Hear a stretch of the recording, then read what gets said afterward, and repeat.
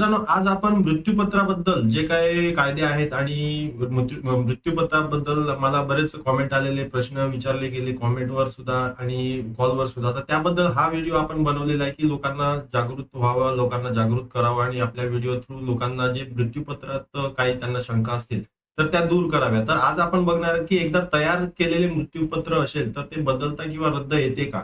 त्याचे काही नियम आहेत, कशा प्रकारे मृत्यूपत्र तयार करू शकतो, कोण करू शकतो, कोणत्या कायद्याअंतर्गत करू शकतो, मृत्यूपत्र झाल्यानंतर त्या व्यक्तीची मृत्यू झाल्यानंतर त्याची अंमलबजावणी कशी होते, त्याच्यात म्हणजे काय चेक केलं जातं, कशा प्रकारे कायद्यात हे सगळं लिहिलेलं आहे, ते पण आम्ही तुम्हाला समजावणार आहे. जर न्यायालयात हे मृत्यूपत्र चॅलेंज करायचं असेल तर कोणती प्रक्रिया असणार आहे, न्यायालय काय कोणत्या बाबी विचार करतं, कोणत्या बाबी चेक करतं, त्याबद्दल सगळ्याच आपण या टॉपिकवर आज व्हिडिओ बनवणार आहे. तर मृत्यूपत्र हा एक अत्यंत महत्वाचा आणि संवेदनशील कायदेशीर एक दस्तावेज आहे. योग्य पद्धतीने जर तयार केलेले मृत्यूपत्र वारसांमध्ये वाद असतील ते टाळता येतात आणि मालमत्तेचे नियोजन तिथे सोप्या प्रकारे आपण म्हणजे करून ठेवू शकतो. त्यामुळे मृत्यूपत्र करताना कायद्याने घालून दिलेल्या काही अटी आहेत त्याचे पालन करणं आवश्यक असतं. आता एखादी व्यक्ती असेल आणि आपल्या आयुष्यात एखाद्या असताना आपल्या जी संपत्ती असेल ती म्हणजे हक्काचा किंवा मालमत्तेचा वाटप मृत्यूपत्राद्वारे कोणाला आणि कशी आणि किती प्रकारे करावी, म्हणजेच किती वाटा द्यावा, हे स्पष्ट करण्यासाठीच मृत्यूपत्र केलं जातं. आता मृत्यूपत्र कोण करू शकतं, म्हणजे वडिलोपार्जित जी संपत्ती असते त्याच्या मृत्यूपत्र करू शकत नाही.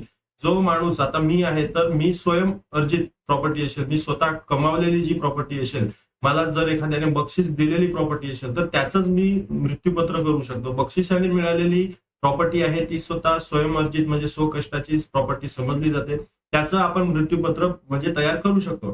भारतीय कायद्यानुसार मृत्यूपत्रात म्हणजे वेगवेगळे स्वरूप म्हणजे अटी आणि सिद्धता करावी लागते आणि त्याचे परिणाम म्हणजे प्रामुख्याने इंडियन सेक्शन ऍक्ट 1925 आणि पुराव्याच्या दृष्टीने इंडियन एव्हिडन्स ऍक्ट 1972 यामध्ये नमूद केलेले आहेत.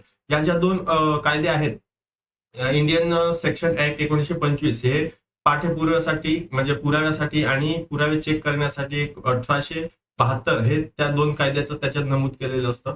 आणि नोंदणी नसेल तर अधिकारी जी अतिरिक्त पुरावे मागू शकतात का, तर इतर वारसांची हरकत येऊ शकते का, काही वेळा न्यायालयात आदेश आवश्यक ठरतो, म्हणजे जो आदेश न्यायालयाचा असतो तो तिथे आवश्यक ठरतो. आणि नोंदणी नसेल तर जे अधिकारी असतात ते म्हणजे नोंदणीकृत मृत्यूपत्र नसेल तर अतिरिक्त तिथे पुरावे मागितले जातात, वारसांची तिथे हरकत सुद्धा येऊ शकते. आता मृत्यूपत्र म्हणजे काय, तर आपण थोडक्यात त्याची माहिती घेऊ, की मृत्यूपत्र म्हणजे व्यक्तीने स्वतःच्या मृत्यूनंतर त्याच्या मालमत्तेचे वाटप कसे व्हावे, म्हणजे कशा प्रकारे वाटणी व्हावी याबद्दल केलेली म्हणजे कायदेशीर एक घोषणा असते, म्हणजेच त्याला लिगल डिक्लेरेशन सुद्धा तिथे म्हटलं जातं. मृत्यूपत्राला इंग्रजीत विल किंवा स्टेटमेंट असे सुद्धा म्हणतात.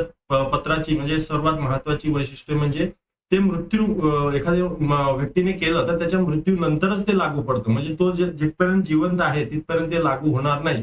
ते बदलता किंवा रद्द करता येत नाही, म्हणजे बदलता येते पण कोणत्या कंडिशनवर मी पुढे समजवणार आहे. ते रद्द सुद्धा करू शकतो, ते स्वइच्छेने करणे आवश्यक असते. म्हणजे दुसरा कोणताच व्यक्ती हा मृत्यूपत्र किंवा बदलू शकत नाही किंवा रद्द करू शकत नाही. तो जो मृत्यूपत्र तयार करणार आहे तो त्याच्या इच्छेनेच त्याला बदलू शकतो किंवा रद्द करू शकतो. मृत्यूपत्राची न्यायालयीन सिद्धता कशी केली जाते, म्हणजे एखाद्या प्रकरण जर न्यायालयात गेलं तर त्याची न्यायालयीन सिद्धता कशा प्रकारे असणार आहे, तर मृत्यूपत्र न्यायालयात सिद्ध करताना पुढील बाबी ज्या आहेत आता मी तुम्हाला समजवतो ते महत्वाचे आहेत.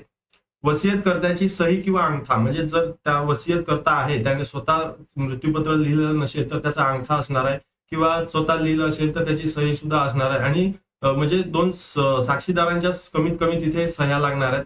एक साक्षीदाराची न्यायालयात साक्ष सुद्धा तिथे लागणार आहे. म्हणजे जे मृत्यूपत्र तयार करताना दोन साक्षीदार तिथे कंपल्सरी आहेत.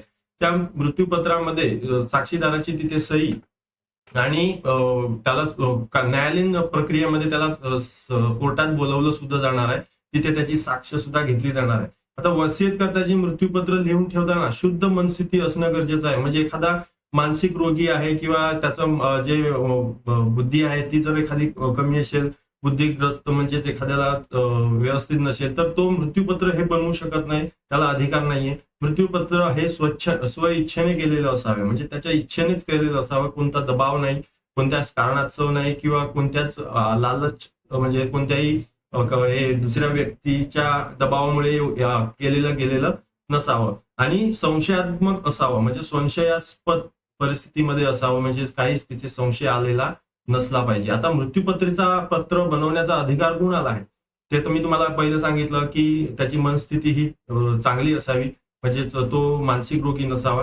ती जी व्यक्ती आहे ती 18 पेक्षा जास्त वयाची असावी, म्हणजे 18 वय पेक्षा खाली ती व्यक्ती नसावी. तर ती स्वइच्छेने मृत्यूपत्र करत असावी, बरोबर आहे, म्हणजे कोणत्याच दबावामुळे ती करत नसावी. जर मृत्यूपत्र दबाव किंवा फसवणुकीमध्ये केलं गेलं असेल तर ते अमान्य होऊ शकते. त्यासाठी पण ती प्रक्रिया आहे ती करावी लागते. मृत्यूपत्र असेल तर मालमत्तेचे स्पष्ट वाटप होते, वारसात वाद कमी होतात, बरोबर आहे. संपत्ती इच्छेनुसार देता येते आणि कायदेशीर प्रक्रिया ही सोपी असते. कारण की मृत्यूपत्र जर केलं नसेल तर इथेही मेन गोष्ट तुम्ही लक्षात ठेवा की एखाद्या प्रॉपर्टीचं मृत्यूपत्र झालेलं नाही तर त्या व्यक्तीचं मृत्यूनंतर ती जी प्रॉपर्टी आहे ती सगळ्यांना समान वाटून दिली जाते, बरोबर आहे.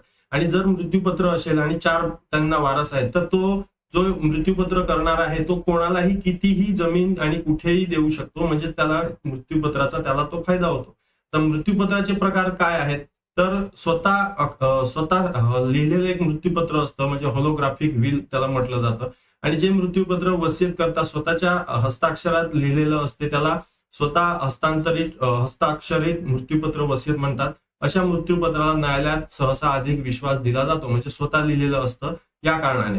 आता नोंदणीकृत मृत्यूपत्र म्हणजेच मृत्यूपत्र नोंदणी कार्यालयात नोंदवलेलं असल्यास ते नोंदणीकृत असते. आता नोंदणी न केलेले पण मृत्यूपत्र असते. तर मृत्यूपत्र नोंदणी न केलेले असले तर त्या कायद्यात वैध असू शकते. मृत्यूबद्दल शंका घेतल्यास व उत्पन्न झाल्यास त्याचे निमस्त करणे सोपं असते, म्हणजे नोंदणीकृत दस्तावेज प्राधान्य दिले जाते कारण त्याला साक्षीच्या कायद्याची प्रिझम आहे, म्हणजेच तिथे मग नोंदणीकृत असलं का त्याला जास्त कायद्यात त्याला मान्यता दिली जाते. आता मृत्यूपत्राच्या आवश्यक अटी काय आहेत ते आपण बघणार आहेत की इंडियन सेक्शन ऍक्टच्या कलम 63 नुसार मृत्यूपत्र हे ठरवण्यासाठी खालील अटी आवश्यक आहे. सही आणि अंगठा आहे. आता मृत्यूपत्र वसीयत कर्त्याची सही आणि अंगठा असणे आवश्यक आहे, त्यामुळे ते वैध ठरू शकते. आता 2 साक्षीदार मृत्यूपत्र जेव्हा तयार करतील तेव्हा मगाशी पण मी बोललो की तिथे 2 साक्षीदार द्यावे लागणार आहेत. मृत्यूपत्रावर किमान 2 सक्षम साक्षीदाराची सही केलेली असली पाहिजे. त्यांना कायद्यात भाषेत म्हणजेच अटेस्टिक चिटनेस म्हणजे तिथे सांगितलं जातं. तर साक्षीदाराची तिथे उपस्थिती पण महत्वाची आहे. 2 साक्षीदारांनी वसीयतकर्त्याची सही करताना पाहिलेले असणे आवश्यक आहे. तसेच प्रत्येक साक्षीदाराने मृत्यूपत्रावर सही करताना वसीयतकर्ता व दुसऱ्या साक्षीदाराला पाहिलेले असणं गरजेचं आहे. आता मृत्यूपत्र रद्द किंवा बदलता येते का? हा मेन टॉपिक आहे. सगळ्यात जास्त हा टॉपिकच विचारला जातो. तर वसीयतकर्ता कधीही मृत्यूपत्र बदल किंवा रद्द करू शकतो, म्हणजे जो लिहिणारा आहे, म्हणजे जो मृत्यूपत्र लिहिलं आहे आणि म्हणजे तयार केलेलं आहे तो कधीही करू शकतो. आणि त्याचे प्रकार आहेत ते मी तुम्हाला सांगतो. नवीन मृत्यूपत्र तयार त्याला जर करायचं असेल तर जुनं मृत्यूपत्र आहे तो रद्द करू शकतो, बदलू शकतो. लिखित जे आहे ते तिथे रद्द करू शकतो आणि मूळ मृत्यूपत्र नष्ट करू शकतो, बरोबर आहे. म्हणजे जे जुनं आहे त्यालाच नष्ट करून नवीन तो बनवू शकतो. नोंदणीकृत मृत्यूपत्र असल्यास ते रद्द करण्यासाठी नोंदणीकृत दस्तावेजाने करावे लागते, म्हणजे जर ती त्याची नोंद असेल तर तिथे नोंदणीकृत दस्तावेज सुद्धा लागल्या जाणार आहेत. म्हणजे अशा प्रकारचा हा मृत्यूपत्राचा एक आपण हा व्हिडिओ बनवलेला आहे की ज्या लोकांना प्रश्न होते, ज्या लोकांना शंका होत्या, तर त्या शंका नक्कीच या छोट्याशा एक व्हिडिओमध्ये तुम्हाला म्हणजे एक बेसिक नॉलेज देण्यासाठी हा मी व्हिडिओ बनवलेला. तर व्हिडिओ तुम्हाला जर आवडला असेल तर नक्कीच लाईक करा, तुमच्या मित्रांपर्यंत पण शेअर करा आणि जर नवीन कोणी चॅनलवर आला असेल तर पहिले सबस्क्राईब करून ठेवा, जेणेकरून असेच व्हिडिओ तुम्हाला वेळोवेळी मिळत राहतील. तर चला मित्रांनो, व्हिडिओ बघितलेल्याबद्दल धन्यवाद. पुढच्या व्हिडिओमध्ये भेटूया. जय हिंद, जय महाराष्ट्र.